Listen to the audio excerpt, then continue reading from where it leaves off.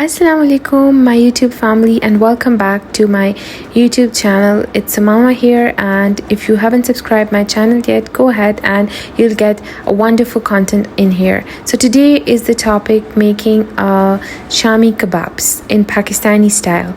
So after taking chicken minced, and then I'm taking some dal and then some pyaz and some garlic and ginger too.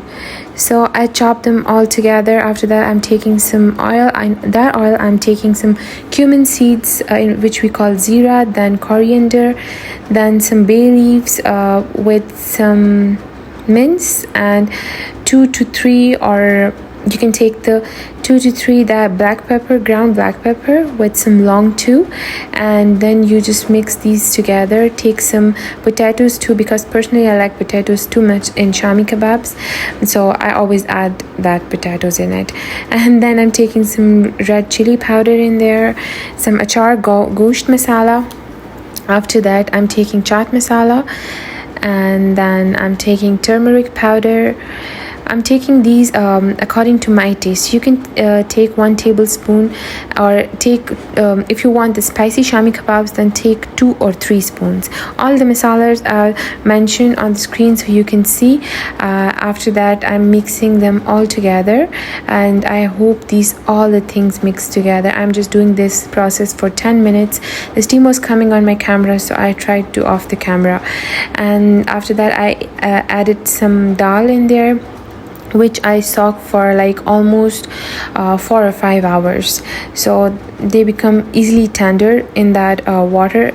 And especially if I'm not using the cooker, I always soak them, the grains especially. And then I'm taking some hot water, not the cold, just be careful, take the hot boiling water, and then I'm mixing all the paste together. It's a very easy recipe. You can try it out and it turns amazing. All the time I use this recipe, and this is an amazing recipe. I just thought to share it with you all too, so as you're my family. And now I'm just if the water is soaked in there and you can see the things are all tender up, then you can take all the paste in the chopper and you can chop it. And after that, I cut some coriander leaves, the raw coriander leaves, and I mixed the coriander leaves too in there.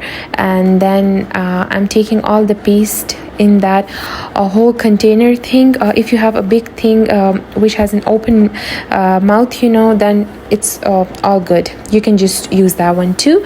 Now you can see, you can take a plain plate with some oil, and you can dip your hands in that oil. Clean hands, wash your hands, because it's the most hygienic thing when you're cooking the food.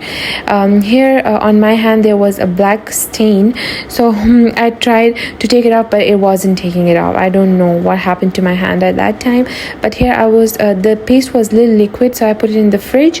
And again, after some time, I came and I tried making good Shami kebab paste. If it's too much liquid, put it in the fridge and it will be all good. And if then too much wet, then you can add a little bit of rice flour, or you can add just wheat flour in there. You're all good to go. It doesn't taste that bad. It can add a flavor, in fact of taking it making it taste bad. And then when it's done, you can see the shape of it.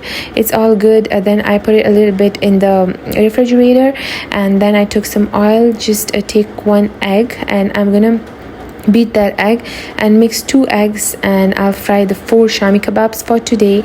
So I took 1 Shami kebab in there with the help of I don't know what we call it in English, but in Urdu we call it chimta. I know that. In Pashto we call it chimta too, I think. Yeah. So now my Shami kebabs are all good to go, and the taste was delicious. Trust me, try it out and let me know how it tastes. So stay tuned for my next videos. I hope this video will help you, and till that, take care of yourself. Allah Hafiz.